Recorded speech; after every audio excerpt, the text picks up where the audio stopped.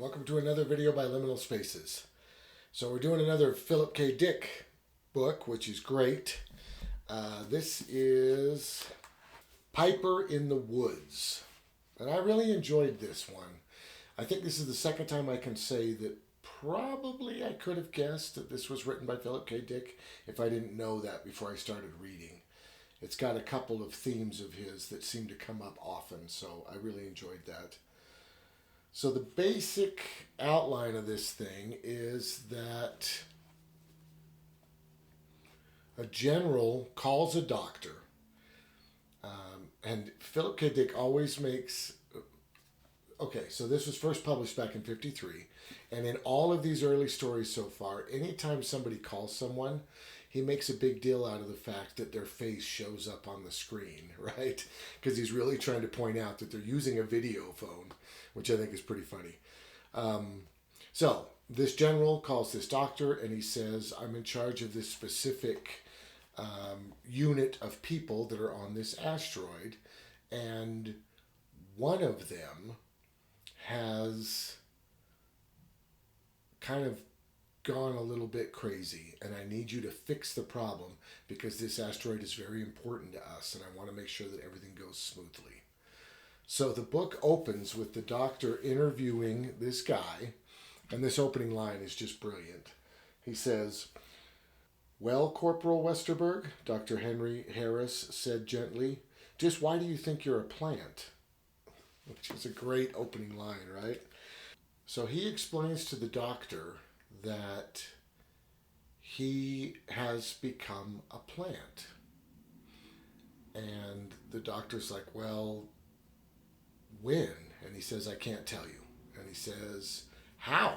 And he says, I can't tell you. And he says, who did it to you? And he says, I can't tell you. So the doctor's like, oh, okay, wow, this is crazy. So he dismisses the guy, and he decides to go and visit him a little bit later that evening just to see if maybe he can have a different conversation with him. And when he arrives at his bunk, the guy is asleep, like out, and he cannot wake him up. And his bunkmate explains that anytime the sun goes down, he's just out. He's gone.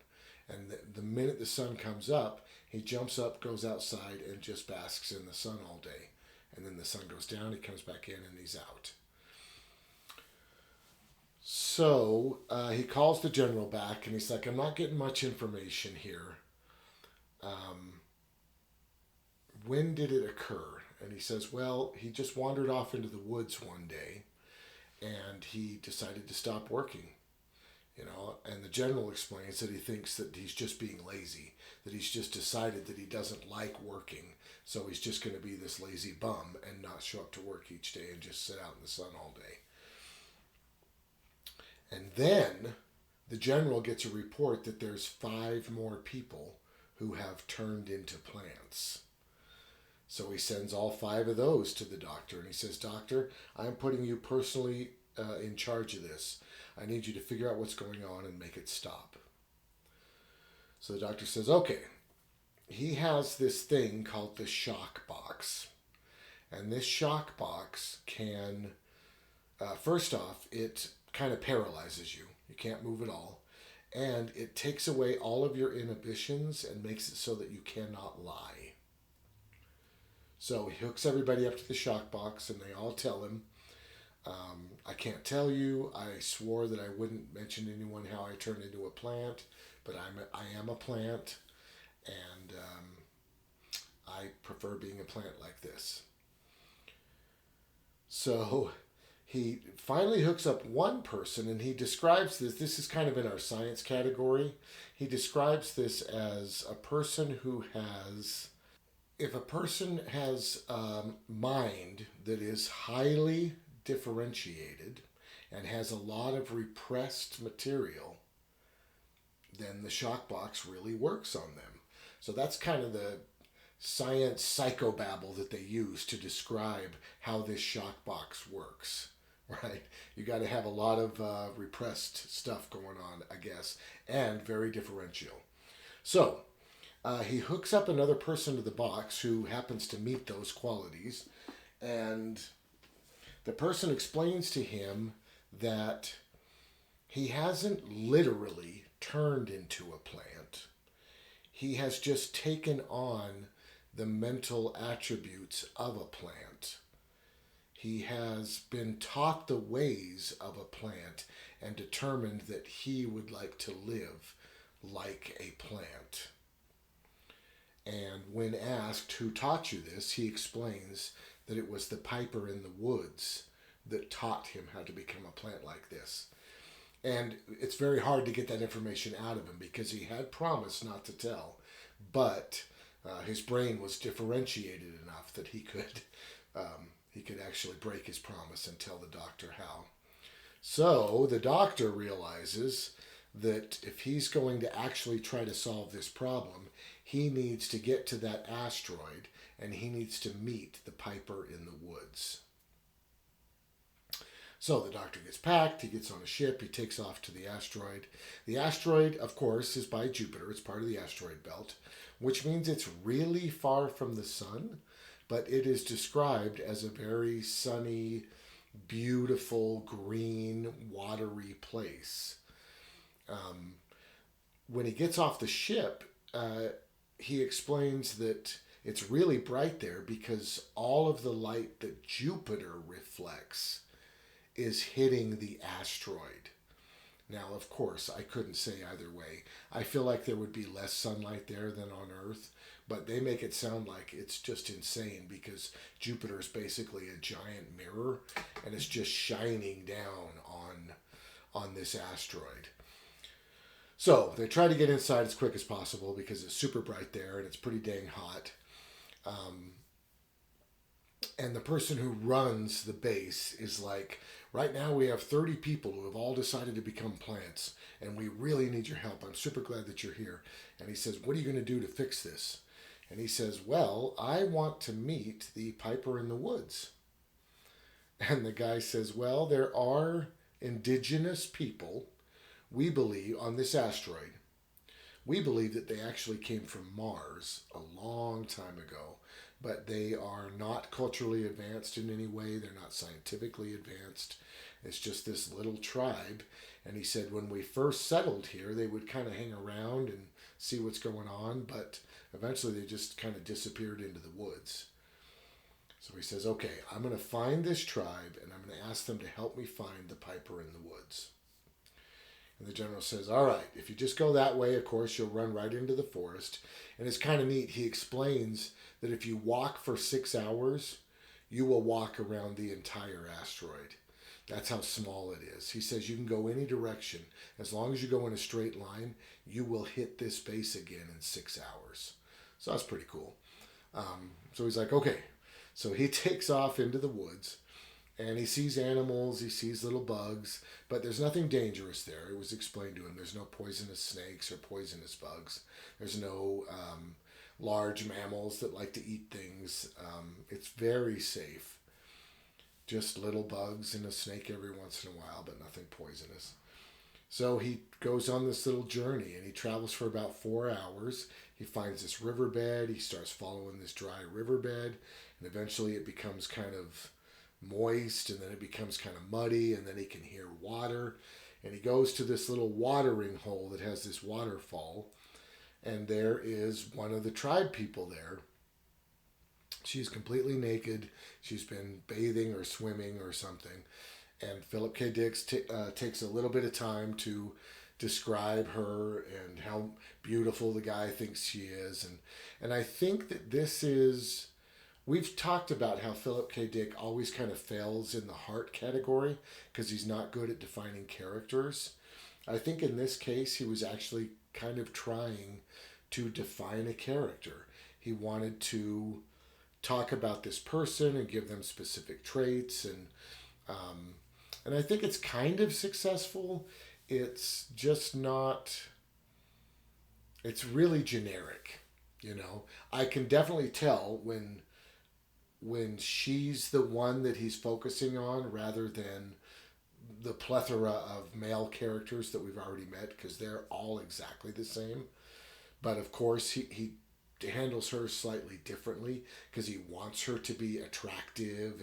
And I assume, of course, back in 53, when these little magazines were being published, one of the criteria to get published, I would assume, is to appeal to your reading group. You know what I mean?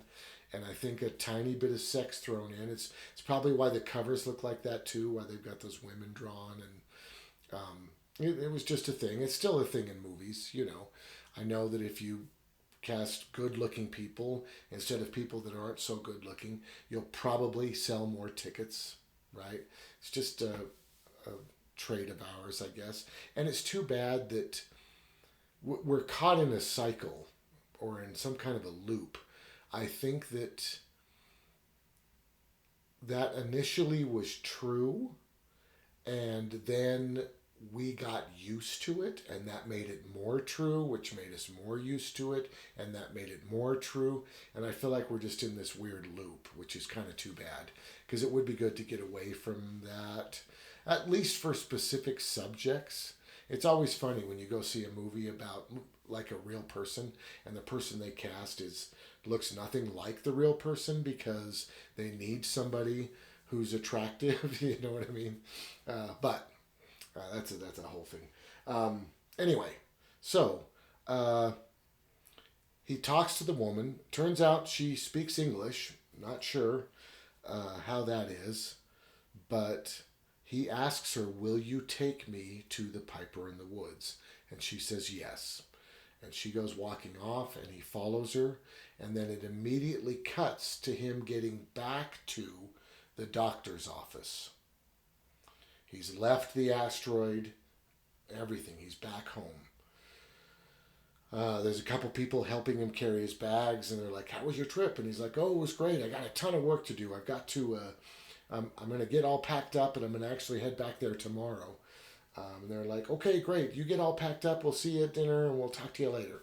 And they take off, and he goes in his room, and he shuts his door, and he's thinking about all the work he's got to do, but he suddenly gets really tired as the sun goes down.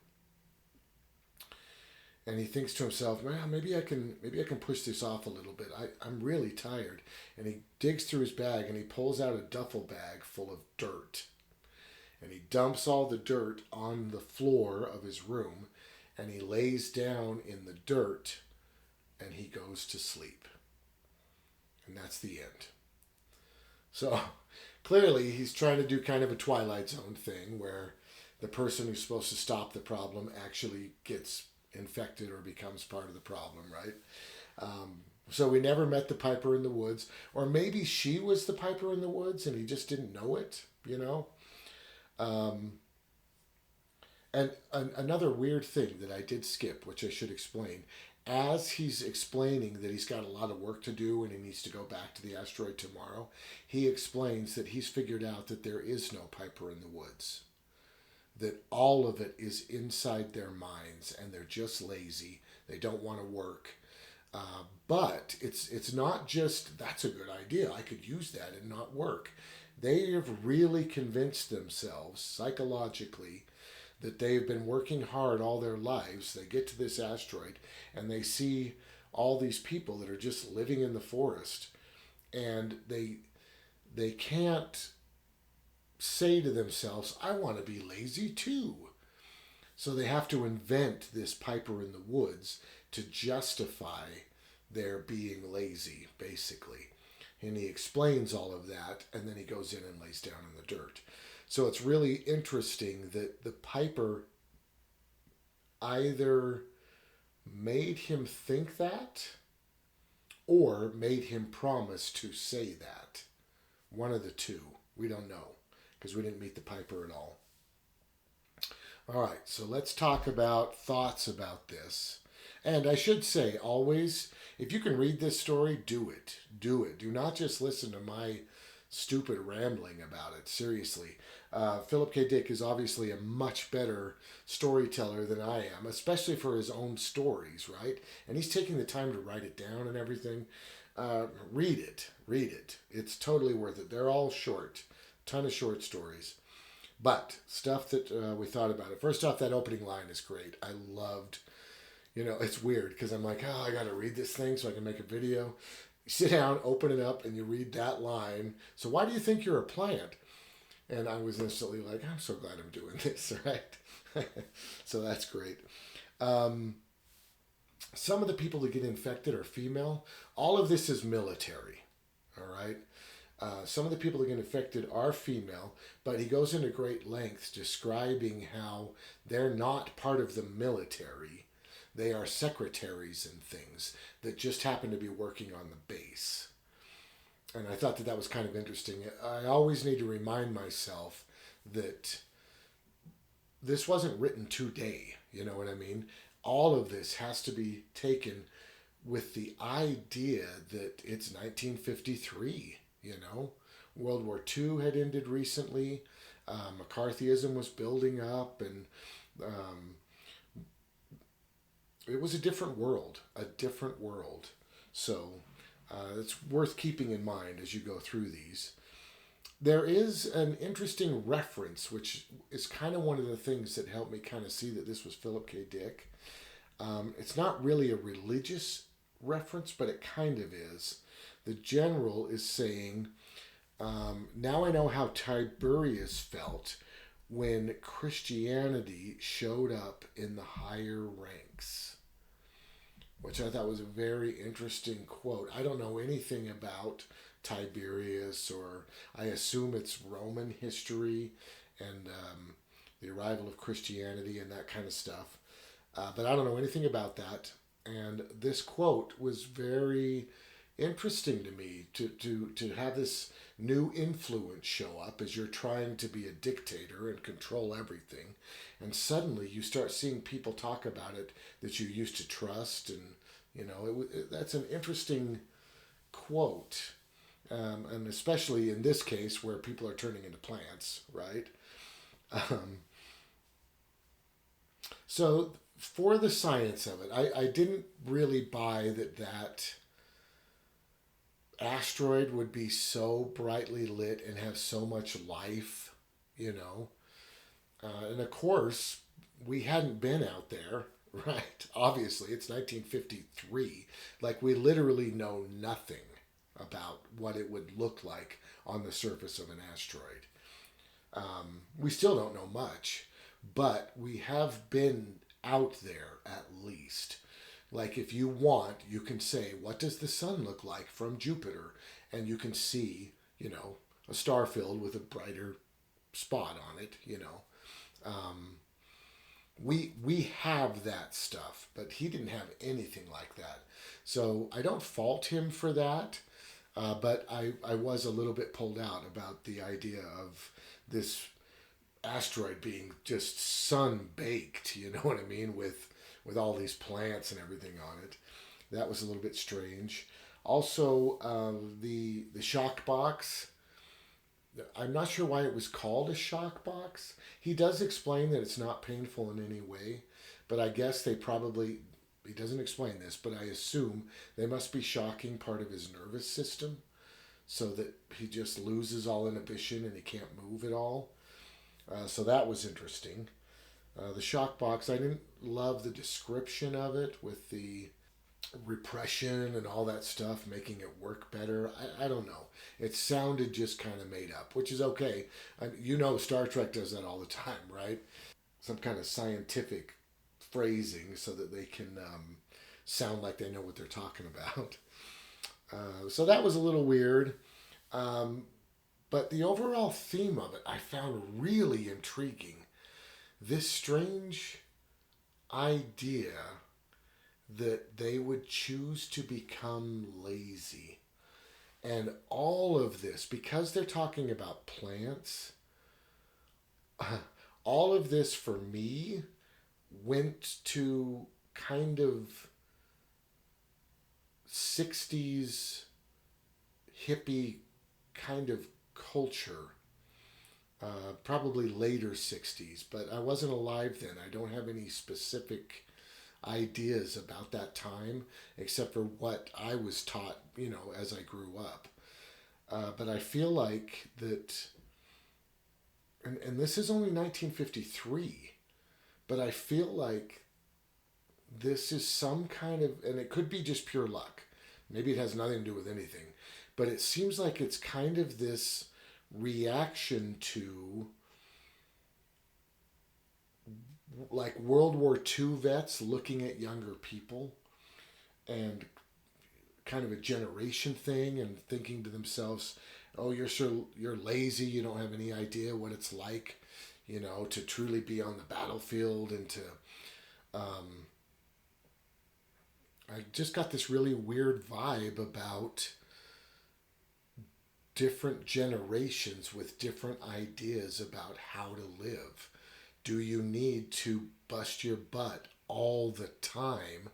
And of course, coming through the Great Depression, going into World War II, I think that generation went through a lot. And maybe it is a reaction to a younger generation. Maybe Philip K. Dick was thinking to himself, my folks worked too hard. Life didn't have to be that way for them, or the opposite. Maybe he was looking at young people and saying, "What's up with these young people?" Although I don't think so, because he must be fairly young at this point. It's 53. I feel like he would be on the receiving end. This is some kind of weird reaction to being called lazy, I think, but I can't tell. It's very interesting. So I guess that's kind of a theme in it. The general's bringing up, saying things like, if you don't do your job, who's going to do your job? And if your job doesn't get done, then all of the people that live on this base are the whole thing's going to crumble. They might all be out of work because you decided to not uphold your end of the bargain. All kinds of discussions like that throughout this thing about basically being lazy and choosing to not work. So I feel like that's a big theme throughout this. And I feel like maybe it's something that Philip K. Dick might have been reacting to himself and being able to say, I'm a writer. That's what I do. I write. I don't go out and work on pavement. I don't work on the roads. I don't do brickwork. I write. So that's interesting. I don't know.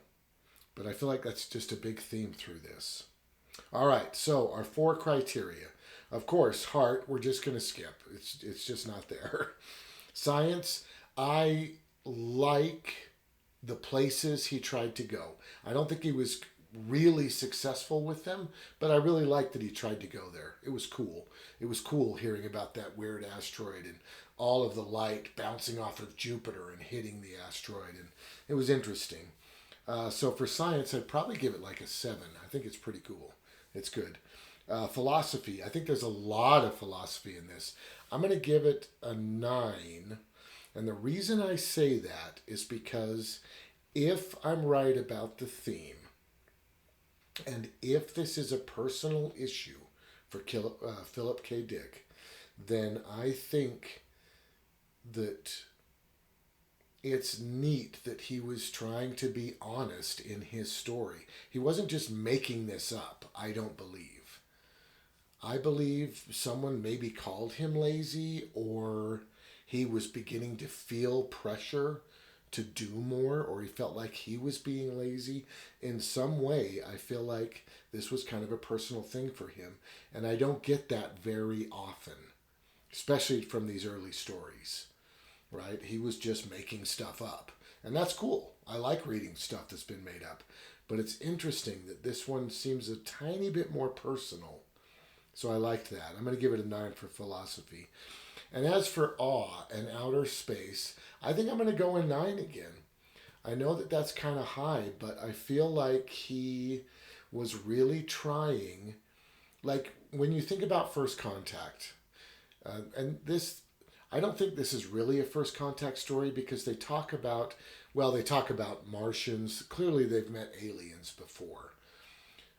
But when you think about a story where you first meet some weird aliens, The real question you're going to have is, what happens? What do they do to you? What do you do to them? Right? And it's interesting that he would say, they turn you into a plant. Okay, that's weird. That's kind of out there, you know. You don't hear that too often, even for a story this old. I feel like it was really weird back then, and it's still kind of weird today, you know. There is, of course, annihilation, where the DNA is being affected, right? So that kind of touches on that kind of stuff there.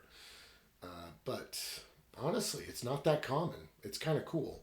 So I think I'll go a 9 with that. So we've got a 7, a 9, and a 9. And of course, heart we're not even worried about. So overall, I think I'd give this story an 8. I think it's a really good one. I do recommend that you read it. It's short, you know, it's kind of silly. It's predictable. That is the truth. I think you're very aware that this guy's probably going to turn into a plant, you know. But it's fun. It's good. Oh, one thing I did want to say is I didn't understand why he was dumping dirt on the floor, but nobody else did.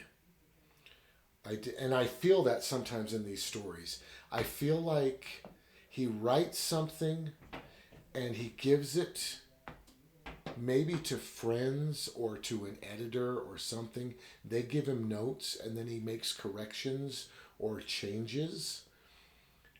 But I don't know how consistently. I feel like somebody might have said to him, "Oh, dude, they should lay in dirt. He should lay in dirt." And he's like, "Oh, yeah, that's cool." So he makes him lay in dirt, but he doesn't go back.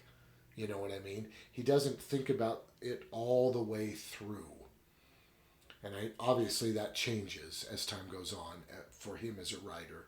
But for this early stuff, every once in a while I'll hit something and be like, okay, I don't know where that came from, but okay. But yeah, it's super fun. I hope you're reading along in this book because it's great. Saying that, it probably would be wise for me to point out what the next story is. I'm going to find it here. It is The Infinities. So that's the next story we're reading. The Infinities. And of course, if you have the book, it's just the next story in the book, right?